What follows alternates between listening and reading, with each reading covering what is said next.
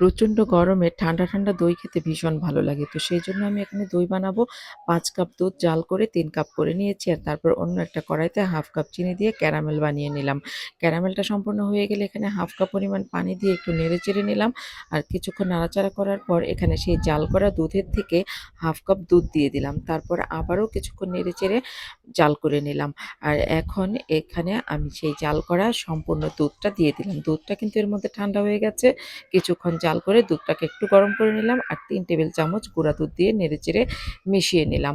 আর এখন আঙুলটা ডাবানো যাবে এরকম পরিমাণে একটু গরম করে নিলাম। আর এখানে ৪ টেবিল চামচ টক দই আমি পানিটা ঝরিয়ে হ্যান্ড হুইস্ক দিয়ে নেড়েচেড়ে ক্রিমের মতো বানিয়ে নিয়েছি। আর তারপর ক্যারামেল মেশানো দুধের থেকে অল্প একটু দুধ এই টক দইয়ের সাথে মিশিয়ে নিলাম। একটা মিশ্রণ তৈরি হলো। এই মিশ্রণটা সেই কুসুম গরম দুধের মধ্যে দিয়ে দিলাম। তারপর হ্যান্ড হুইস্ক দিয়ে নেড়েচেড়ে খুব ভালোভাবে মিশিয়ে নিলাম। আর এখন একটা মাটির পাত্র নিলাম।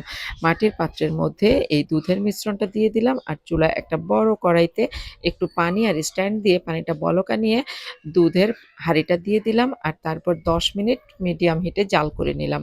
১০ মিনিট পর চুলাটা বন্ধ করে দিয়ে আবারও ঢেকে রেখে দিলাম ২ ঘন্টার জন্য। ২ ঘন্টা পর ঠান্ডা হয়ে গেলে ফ্রিজে রেখে দিলাম আরও ২ ঘন্টার জন্য। দই একদম রেডি, বানানো খুব সহজ।